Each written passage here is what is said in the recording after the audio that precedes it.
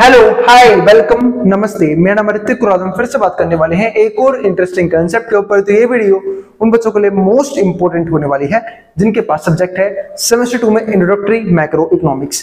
तो चलिए शुरू करते हैं आज की वीडियो, जहां पे हम बात करेंगे लेसन नंबर 3 के एक और इंपॉर्टेंट कंसेप्ट के ऊपर। और इस कंप्लीट सीरीज के नोट्स बन चुके हैं। जिन बच्चों को नोट्स परचेज करने हैं वो इस नंबर पे जाए 9667836336 यहाँ पे जाके नोट्स ले सकते हैं।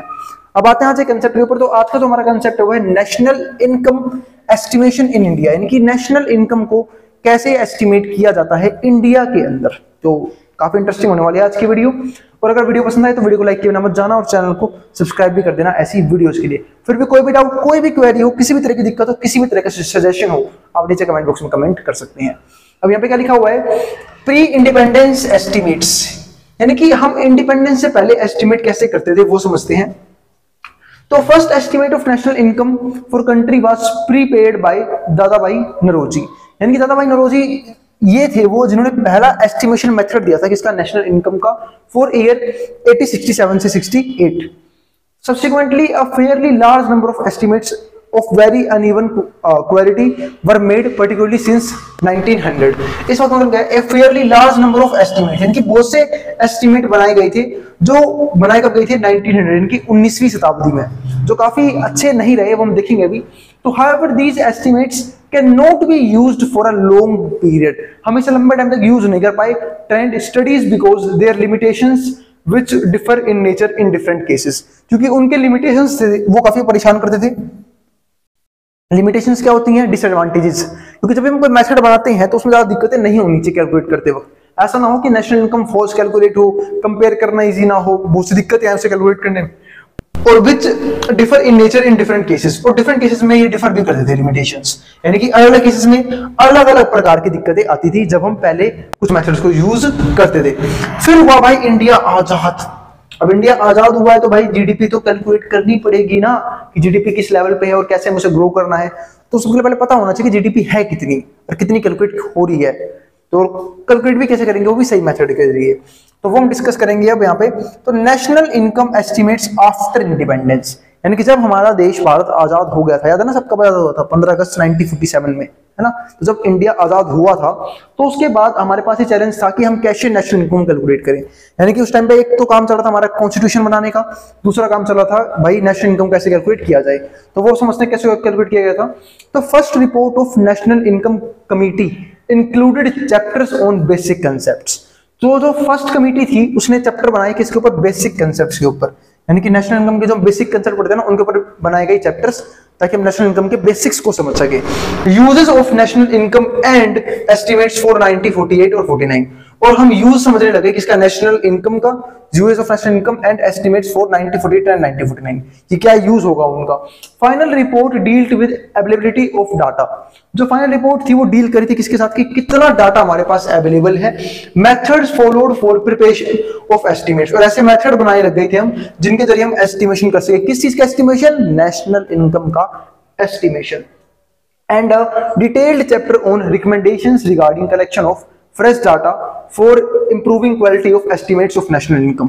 फिर हम लोगों ने ऐसे भी कुछ चैप्टर बनाए रिकमेंडेशंस के बेसिस पे, ठीक है, कि भाई हमें फ्रेश डाटा इन्वॉल्व करना चाहिए, कुछ नया इन्वेंट करना चाहिए ताकि नेशनल इनकम जो एस्टिमेट्स है उसकी क्वालिटी में इंप्रूव किया जाए, यानी कि उसकी क्वालिटी क्या हो, काफी बेहतर हो, दिक्कतें कम से कम हो, लिमिटेशंस कम से कम हो, डिसएडवांटेज भी कम से कम हो।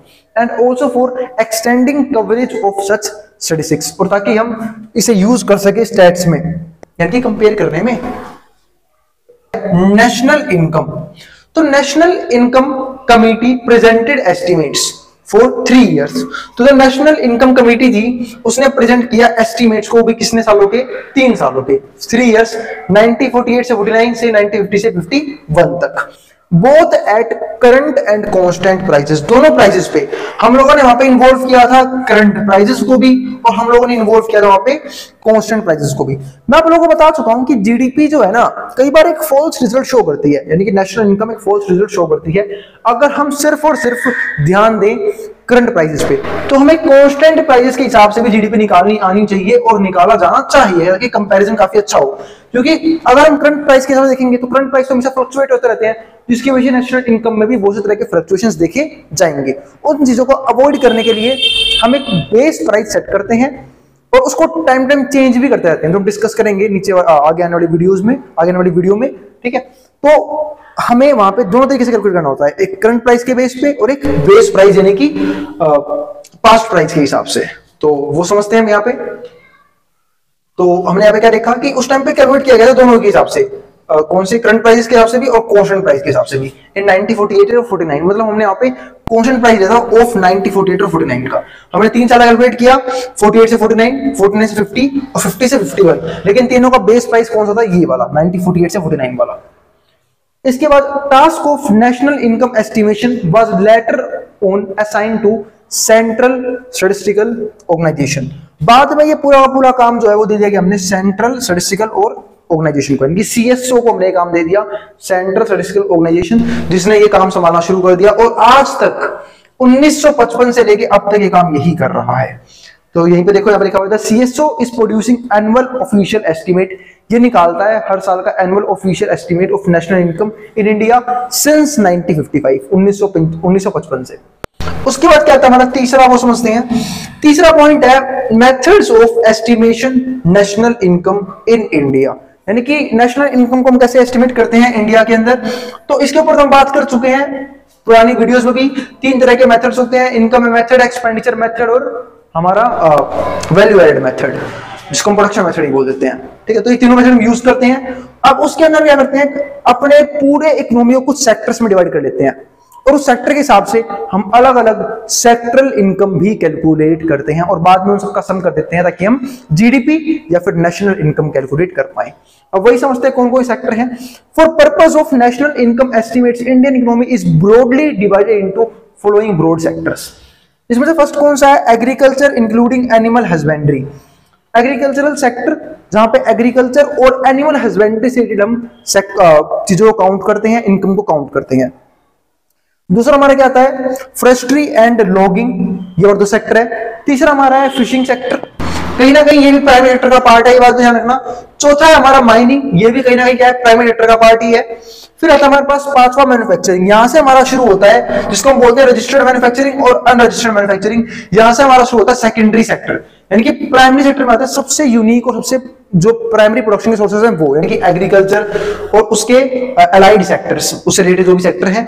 खासकर इसमें फिशिंग भी आता है, माइनिंग भी आता है, फॉरेस्ट्री भी आता है। सारे सेक्टर किसके हैं, प्राइमरी सेक्टर का ही पार्ट बनते हैं।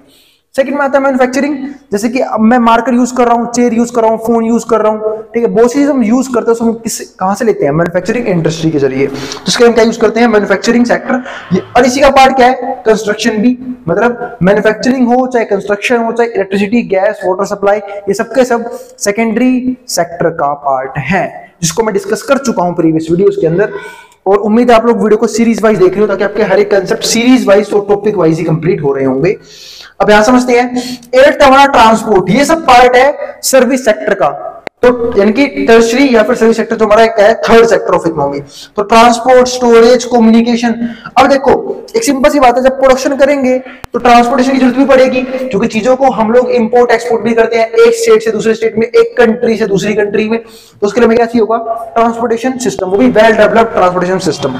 तो उसके लिए हम ये यूज करते हैं। स्टोरेज, अब भाई अनाज वगैरह उगाया है प्रोडक्शन की चीजों की, तो गोडाउन्स वगैरह भी चाहिए होंगे, वेयर हाउस चाहिए होंगे ताकि हम रख पाए। तो उसके लिए क्या करते हैं, स्टोर करने के लिए भी हमें क्या चाहिए, जगह चाहिए, क्या बोलते हैं, स्टोरेज एंड कम्युनिकेशन। नाइन्थ में क्या था हमारे पास, ट्रेड, होटल्स एंड रेस्टोरेंट। अब ये काम किसका है, वो भी सर्विस सेक्टर का, कि भाई ट्रेड प्रोवाइड करवाना। क्योंकि एक सिंपल सी बात है, अगर मुझे कोई भी चीज परचेज कर रही है, मैं डायरेक्टली उस कंपनी के ऑफिस के पास तो नहीं जाऊंगा ना, डायरेक्टली उस कंपनी में तो नहीं घुस जाऊंगा कि मुझे चीज चाहिए, नहीं। हम लोग क्या करते हैं, एक चेन बनी हुई है कि जो मैन्युफैक्चरिंग इंडस्ट्रीज हैं वो सेल करते हैं किसको, होलसेलर को। होलसेलर सेल करता है हमारा क्या नाम है, रिटेलर्स को। रिटेलर्स के पास रिटेलर के बाद आता है चीजें कंज्यूमर के पास। तो ये कुछ चेन्स बनी हुई हैं और इनके बीच बीच में कमीशन क्या होता है, फिक्स होता है। तो ट्रेड के लिए भी चीजें जरूरत होती है। होटल्स होटल्स होते हैं बहुत सारे सर्विस के लिए, रेस्टोरेंट होते हैं, बैंकिंग एंड इंश्योरेंस, यही बहुत जरूरी है। अब भाई सारा पैसा कमाया है, घर में तो रखोगे नहीं, है ना, चोरी वही हो सकता है। तो वो सारा पैसा रखता है बैंकिंग सेक्टर में, ताकि बैंक उस पैसे को डेवलप भी कर पाए, बढ़ा भी पाए। वो कैसे, लोन प्रोवाइड करके हमारे पैसों पे, तो हमारे पैसों से लोन प्रोवाइड करके। तो बैंकिंग और एक इंश्योरेंस सेक्टर, ये काफी इंपॉर्टेंट सेक्टर है भाई सर्विस सेक्टर का, इंश्योरेंस। सपोज करो कल को मैंने कोई मैन्युफैक्चरिंग इंडस्ट्री बनाई, वहां पे कोई दुर्घटना घट गई, आग लग गई, कुछ भी तरह की मिस हैपनिंग हो गई जो नहीं होनी चाहिए थी, जिसके चक्कर में मेरे को बहुत मेजर लॉस हो गया, इसके लिए क्या करवाते हैं, इंश्योरेंस। आपने देखा होगा हर चीज का इंश्योरेंस होता है, लाइफ का इंश्योरेंस होता है, बाइक्स का, गाड़ियों का, कल को भाई बाइक चोरी हो जाए, गाड़ी चोरी हो जाए तो मैं इंश्योरेंस कंपनी से क्लेम करवा पाऊं, तो वो चीज यहाँ पे होती है। इसके बाद हमारे पास क्या आता है 11th में, रियल इस्टेट। अब रियल इस्टेट क्या है वो भी समझते हैं। रियल इस्टेट मतलब जो जिसमें आता है हमारा क्या नाम है, घर वगैरह है ना, जहाँ पे बड़ी बड़ी बिल्डिंग्स बनाई जाती हैं, तो वो सेक्टर भी हमारे इसके अंदर आता है। उसके बाद क्या आता है हमारे पास यहाँ पे, बिजनेस की डिफरेंट डिफरेंट सर्विसेज। फिर आता है हमारा पब्लिक एडमिनिस्ट्रेशन। भाई अब यहाँ पे आता है रोल गवर्नमेंट सर्विसेज का। पब्लिक एडमिनिस्ट्रेशन मतलब क्या है कि जो गवर्नमेंट का जो प्रशासन तंत्र है ना, कि जैसे एक एग्जाम करना पड़ता है यूपीएससी, उसके अंदर बनते हैं भाई आईएएस, इंडियन एडमिनिस्ट्रेटिव सर्विस, कि जो भी रूल्स एंड रेगुलेशंस हैं बनाए गए हैं या फिर जो भी कॉन्स्टिट्यूशन है उसे पूरी कंट्री पे लागू किया जाए, तो एक जुडिशियल सिस्टम भी होता है, एडमिनिस्ट्रेटिव सिस्टम भी होता है, उसका काम किसका है, पब्लिक एडमिनिस्ट्रेशन के अंदर आता है। इसके अलावा डिफेंस, भाई कल को वॉर वगैरह छिड़ जाए, कंट्री के अंदर ही छिड़ जाए, कंट्री के बाहर से वॉर हो जाए, तो उसके लिए डिफेंस सिस्टम भी मजबूत होना काफी जरूरी है, जिसमें क्या आता है आर्मी और पुलिस, ताकि हम लोग क्या रहे, आराम से अपने अपने घरों में रह पाए, वो भी सेफली। उसके बाद क्या आता है अदर सर्विसेज, जिसके अंदर और भी जो बड़ी सर्विस है वो सब इसके अंदर आ जाएगी। अब आता है हमारा नोट। यहाँ पे ये नोट काफी इंपॉर्टेंट नोट है और काफी मजा भी आएगा आपको पढ़ने में। फॉर सेक्टर नंबर 6, अगर मैं सेक्टर नंबर 6 की बात करूं तो हमारा क्या था, कंस्ट्रक्शन सेक्टर। सेक्टर नंबर 6 कहां गया, वो रहा कंस्ट्रक्शन, जहां पे हम कंस्ट्रक्शन की बात करते हैं, अलग चीजों की कंस्ट्रक्शन की, चाहे वो घर का हो चाहे, तो इसको विद अब यहाँ पे देखो, तो यहाँ पे मैं क्या लिखा, for sector number 6 construction expenditure method is divided into 2 types of construction. एक को हम बोलते हैं पक्का कंस्ट्रक्शन, ठीक है, और एक को हम बोलते हैं कच्चा कंस्ट्रक्शन। मतलब ये हिंदी का वर्ड बिल्कुल भाई ये यूज किया हुआ है। सेक्टर नंबर 6 के लिए हम 2 तरह के मेथड यूज करते हैं एक्सपेंडिचर मेथड, एक होता है पक्का कंस्ट्रक्शन, एक होता है कच्चा कंस्ट्रक्शन। आपने देखा होगा गांवों में ना, अगर मैं कंपेयर करूं रूरल एरियाज को अर्बन एरियाज में, तो वहां पे घर भी डिफरेंट डिफरेंट टाइप के होते हैं। अगर आप रूरल एरिया में जाओ तो वहां पे जो घर होते हैं कच्चे घर होते हैं, यानी कि मिट्टी के होते हैं, ये जो मतलब ऑलमोस्ट जिनको भाई मैं क्या बोलूंगी, कुछ तूफान फान टूट जाएंगे, कोई ना कोई दिक्कत आएगी, तुरंत डैमेज हो जाएंगे, उनको हम बोलते हैं कच्चे घर। और पक्के घर कौन से होते हैं, जो सीमेंट वगैरह से बना जाता है, सीमेंट, ईट, पत्थर, कंक्रीट, इन सबसे जब भी कोई घर बनता है, बिल्डिंग बनती है, उसको हम क्या बोलते हैं, पक्का घर। तो इसलिए ना फॉर सेक्टर नंबर 6 के कंस्ट्रक्शन में डिवाइड किया 2 हिस्सों में। तो expenditure method is divided into पक्का कंस्ट्रक्शन एंड कच्चा कंस्ट्रक्शन। पक्का construction includes construction with the help of cement, जहां पे हम सीमेंट को यूज करते हैं कंस्ट्रक्शन के लिए, स्टील को यूज करते हैं, ब्रिक्स को यूज करते हैं, टिम्बर को यूज करते हैं, ये सारी चीजें यूज करते हैं कंस्ट्रक्शन करने के लिए। कच्चा construction includes construction with the help of freely available materials. और कच्चा कंस्ट्रक्शन क्या होता है, जब हम यूज करते हैं फ्रीली अवेलेबल मटेरियल्स को, इनके जो फ्री में अवेलेबल है, like leaves, mud etcetera, leaves होता है, मड एटसेट्रा। इन कच्चा construction expenditure method is used. कच्चे कंस्ट्रक्शन में क्या यूज करते हैं, एक्सपेंडिचर मेथड को यूज करते हैं। इन पक्का कंस्ट्रक्शन कमोडिटी फ्लो मेथड, इनकी commodity flow method used multiply by prices paid to builders in is used. इसका मतलब क्या है, कितनी कमोडिटी आपने यूज करी है और कितना प्राइस बदले में पे किया है किसको, बिल्डर को, वो हम यहाँ पे देखते हैं पक्का कंस्ट्रक्शन में। तो ये था हमारा कंप्लीट कंसेप्ट। आज की वीडियो हमारी यहीं पे खत्म होती है, ठीक है, ये यहां तक हमने देख लिया है। अब हम अगली वीडियो में देखेंगे difficulties of calculating national income, यानी कि हमें किस किस तरह की दिक्कतों का सामना करना पड़ता है जब हम नेशनल इनकम को कैलकुलेट करते हैं। तो हम अगली वीडियो में उन दिक्कतों की एक एक करके बात करेंगे। तो हमने ये देखा कि नेशनल इनकम इंडिया में कैसे कैलकुलेट किया जाता है, जिसकी अपने प्रीवियस वीडियोस में चर्चा की थी। यहाँ पे मैं ये भी देखा कि कैसे कैसे इंडिपेंडेंस से पहले हम लोग कैलकुलेट करते हैं नेशनल इनकम को, और कैसे कैसे इंडिपेंडेंस के बाद हमने कैलकुलेट करना सीखा, और कौन कौन सेक्टर में डिवाइड करते हैं, उसकी बात हम प्रीवियस वीडियोस में भी कर चुके हैं।